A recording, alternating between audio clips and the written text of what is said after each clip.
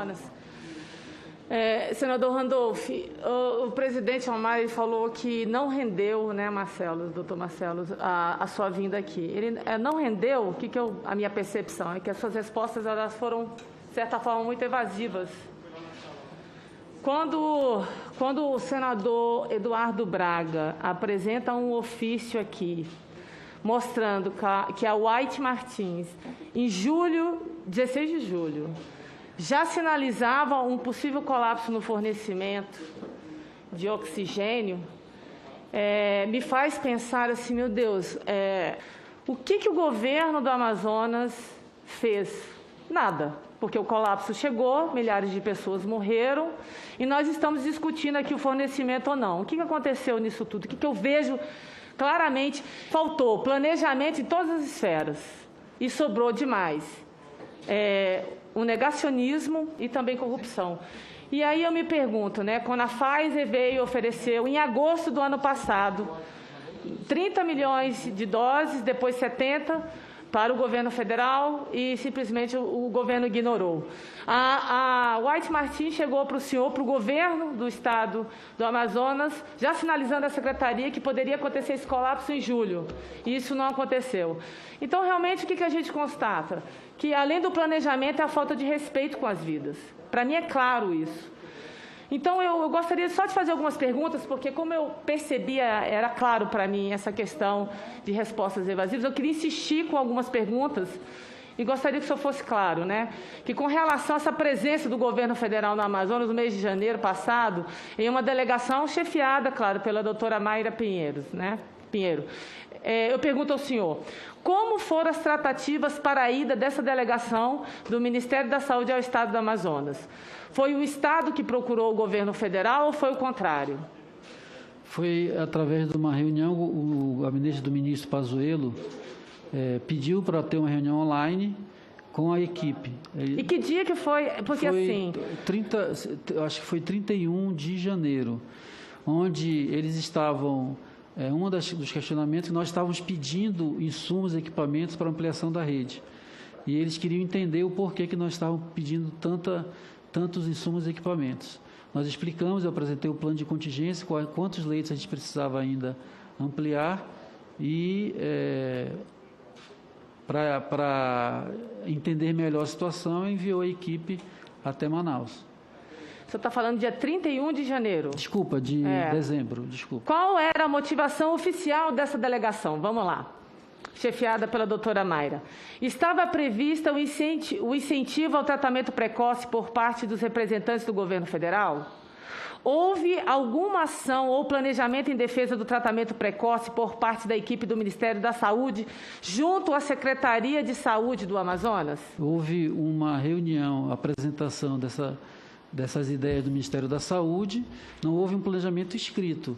Houve o pedido de que nós colaborássemos ou que nós entendêssemos a proposta dela. Como era uma proposta para atenção básica e nós não era para a rede de média e alta complexidade, então as tratativas foram mais com as prefeituras ou a Prefeitura de Manaus. Afinal, o tratamento precoce foi adotado pelo governo do estado do Amazonas? Não, nós não adotamos tratamento precoce. E a conduta médica que dizia qual a medicação que deveria tomar. Não adotamos essa prática. Ok. Bom, a Polícia Federal já deflagrou 4 fases da Operação Sangria no estado do Amazonas. Sobre essa operação, pergunto ao senhor.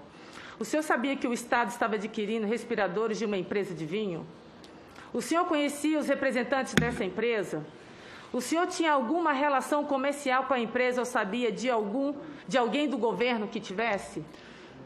Senadora, na época dessa aquisição eu não estava na Secretaria de Saúde, então eu não conhecia nada sobre esse processo nem sobre as pessoas.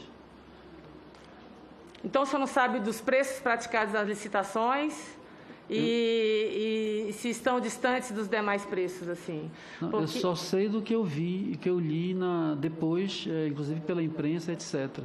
Então, esses preços praticados das licitações organizadas pelo Estado do Amazonas, eles estão distantes dos demais preços? Na época, o que eu sei é que os preços de respiradores estavam a preços exorbitantes. Então, eu não sei se, na época, a análise foi feita nesse sentido. Que eu sei que não fazia parte desse processo, eu cheguei depois, inclusive um processo de apuração interna de sindicância e de controladoria geral, já estava em andamento, instaurado pela secretária de saúde da época. E em relação à locação do hospital de campanha, o senhor conhece o empresário Newton Lins, cuja família dá o nome ao hospital? Eu conhecia o empresário de nome e conheci ele durante esse processo de dar requisição administrativa. Não houve uma licitação para a contratação, houve uma requisição administrativa e nenhum valor foi pago a esse hospital até agora, porque os valores estão sendo analisados. Então eu pergunto ao senhor, por que foi escolhido o hospital que aparentemente não atende às necessidades para o qual se prestava? Não, o Hospital Newton Lins era o único disponível naquele momento com características do hospital. Ele foi hospital da Unimed durante 5 anos, então ele atendia sim as características. Nós fizemos as adequações necessárias, uma auditoria, uma inspeção do Ministério Público Estadual com a Visa Manaus e outros órgãos fizeram uma análise, recomendaram diversas ações, fizemos um plano de ação e executamos. O hospital atendeu quase 700 pacientes. Ok, e por que não foi realizada a licitação para a locação? Não foi feita a licitação porque foi feita uma requisição administrativa. Era aquele espaço que tinha, o único espaço que tinha. Foi feita uma pesquisa em todos os hospitais privados de Manaus, nenhum deles tinha disponibilidade mais de leitos. Inclusive a Defensoria Pública entrou com uma ação para que o Estado requisitasse o Hospital Newton Lins. Não houve acordo porque nós queríamos pagar a tabela SUS e mais uma diferença por leito, e eles não aceitaram, e aí foi feita a decretação da requisição para depois discussão dos valores. Senhor presidente, eu gostaria de agradecer essa oportunidade e dizer mais uma vez que a cada desenrolar dessa CPI, a cada sessão, a gente sai estarrecido, triste, né, porque o que a gente já constata para esse número exorbitante de óbitos no país é que realmente faltou planejamento, respeito às vidas, e sobrou muito mesmo. Eu falo para o senhor, sobrou incompetência, negacionismo, e a gente vai ver no decorrer dessa CPI, com os secretários que virão aqui, corrupção também. Então, não é só a corrupção que mata, o negacionismo e essa incompetência também matam. Obrigado, senhor presidente.